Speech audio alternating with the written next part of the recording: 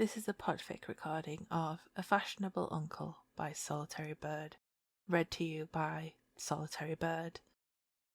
This fic is rated G, but there are content warnings for mentions of anxiety, PTSD, agoraphobia, and panic attacks. Ever since Kinn took over the family business from their father, Tankhun finally felt like he could breathe again. Life under his father had been suffocating. His anxiety that had developed from his childhood kidnapping had been allowed to spiral into increasingly severe agoraphobia without proper medical intervention. Apparently letting him get appropriate therapy was exposing a weak point in the Tankhun family organised crime syndicate.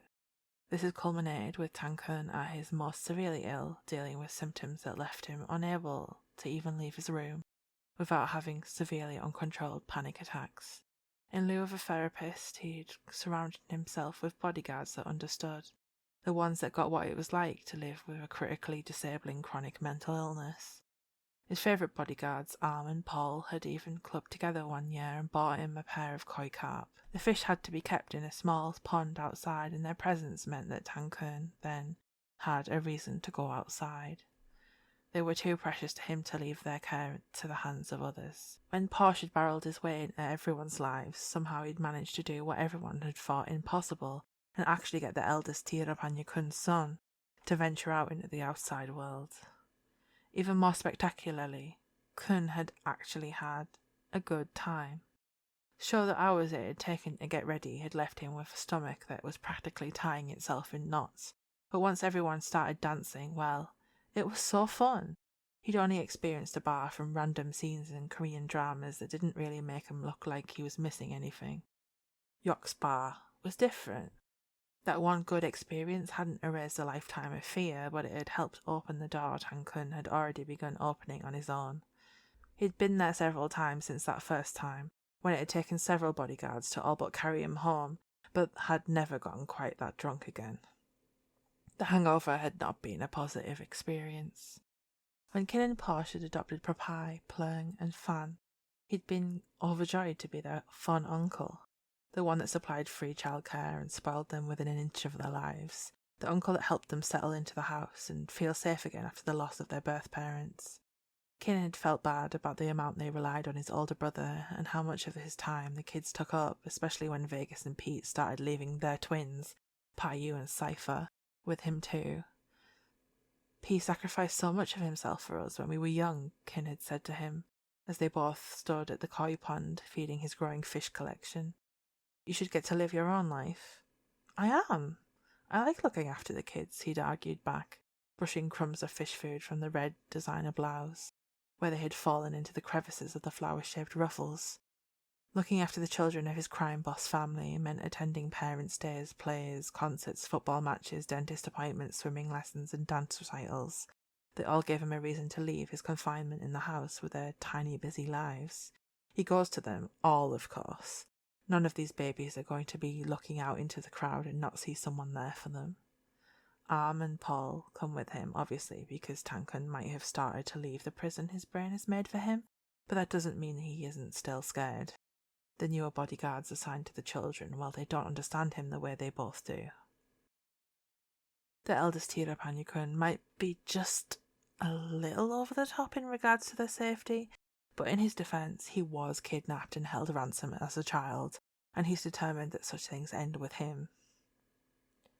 Tankhun does everything he can to make sure that Papai, Payu, Cypher, Plerng, and Fan all grow up to be well-adjusted people, as much as a fun uncle can anyway.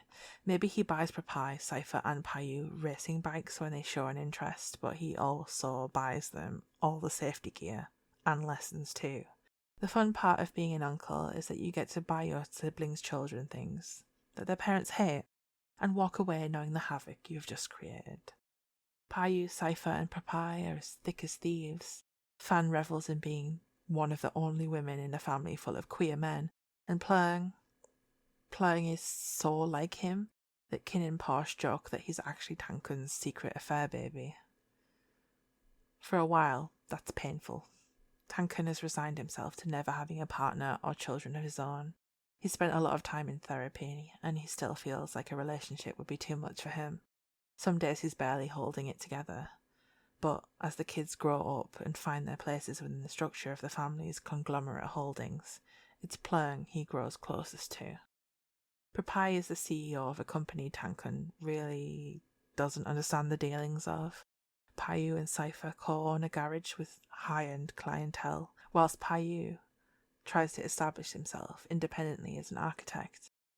Fan is still in university, and Plerng comes to his uncle with an idea. A domestically made luxury fashion brand, with Plerng in charge of jewellery and Tankhun responsible for clothing design. Uncle Tankhun, you always have been the most fabulously dressed member of the family. Uncle Vegas dresses like a Korean gangster.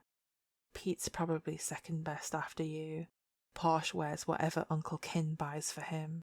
Uncle Kinn doesn't own a shirt that buttons properly. Porsche loves athleisure, which is only one step up from completely giving up on yourself. Kim is so bad at choosing clothes, he has a stylist. And Macau is just Vegas 2.0, but with streetwear randomly slotted into his wardrobe. It's rather harsh criticism of their fashion sense, but Tankhun can't help but think that the kid is very observant, and at the end of the day, 100% right. Building a fashion brand together is great because they both get each other. There's no explanation needed. Tankhun is free to design, and slowly he feels like he's finally become a real person. It's taken decades to slowly peel away the protective layers child Tankhun had to make to keep himself safe. The more they fall away, the less painful it becomes to lose them. The clothing and accessory brand is surprisingly popular, and soon it's ballooning in size and revenue. Right now, they're planning the launch of a special collaboration, and swatches of fabric cover every available surface of Tankhun's office. He just really can't find the shade of purple he wants for the coat he has in mind. Everything is too red purple, and he wants something more blue purple. At this rate, he's going to have to dye the fabric himself personally. The pieces for this extensive collaboration are going to be specially released on the anniversary of the brand's founding. It's several months in the future, but there are so many moving parts, it's impossible to create a cohesive collection in less time. The theme was going to be Always Me, a genderless fusion of timeless everyday pieces, mixed with affordable, couture-inspired statement items for people of any age, for any occasion. Clothes that had flavour and durability so that you could wear them every day, that had comfortable fits and dependable sizing. The piles of fabric soon changed to piles of prototype pieces, then sizing drafts before the initial 40-piece line is ready. The whole family turn up at the launch party wearing pieces from the collection. Even Porsche, who hates the feeling the fabric of formal clothes have, is wearing one of the shirts Tankhun designed. The collection is a success. Tankhun, who has been stressing about whether his designs are too flamboyant this whole time, finally realises that he can be as proud of his talent and of himself. Plerng opened the show for them, introducing the models, clothing and jewellery. He did a great job. Now it was Tankhun's turn to give the closing words. Arm and Paul stood either side of him as he stood at the end of the runway with a microphone in his hand. Tankhun could feel his legs shaking. Luckily, they were currently obscured by his voluminous outfit, so only he would know just how scared he was right now looking out at the sea of faces. I could have very easily been jealous of you for not having the childhoods we did, but I'm not. That's the bare minimum we could have done for you all, as adults. Plerng deserves to know just how much he means to his uncle.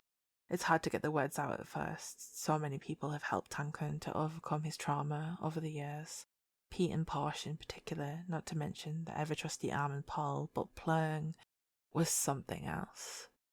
Plerng had helped the oldest Tirapanya-kun realise that he had a talent that was worth something, that his life wasn't a lost cause, that his life hadn't been wasted in the years it had taken to heal his wounds.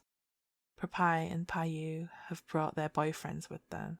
It's the first time anyone in the family has seen them, and it also seems like the first time they've ever attended an event like this. Tankhun's instinct to collect the babies and make them feel comfortable rears its head again, but his nephew and second cousin are faultless in their care. Seeing serious Paiyu offset by the golden Labrador puppy that is Rain makes a whole lot of sense now that he's seen their effect upon one another in person. Papai and Sky take a little longer to figure out. His oldest nephew was the caring, do-anything-for-you type, and Sky was very sassy and somewhat acerbic. It turned out, though, under closer inspection, that Sky was just shy of PDA and a little tsundere. There was a kinship in his gaze when they had eventually locked eyes. Ah, this one? This one's traumatized. He made a note to pass along therapists he recommended to Papai and to ensure this one was even more safe than the others. Uncle Tankhun also made sure to let both of the new additions to the family know that he was 100% on their side. If they ever fuck up and make you sad, Uncle Tankhun will sort it out for you. Just say the word, and I'm there. Something about both of them drew him into wanting to protect them. They'd both known the kind of fear he had known. With how affectionate both pairs were being, Paiyu had yet to take his hands off of Ren's waist thus far. No doubt he'd be babysitting the next generation soon. And really, he didn't mind that at all. Life was no longer a cage whose bars his hands were bruised by. There were days he wobbled, but he had people that cared about him and valued his opinions and ideas. Tankhun was free, and happy, and free. The end. Thank you for listening.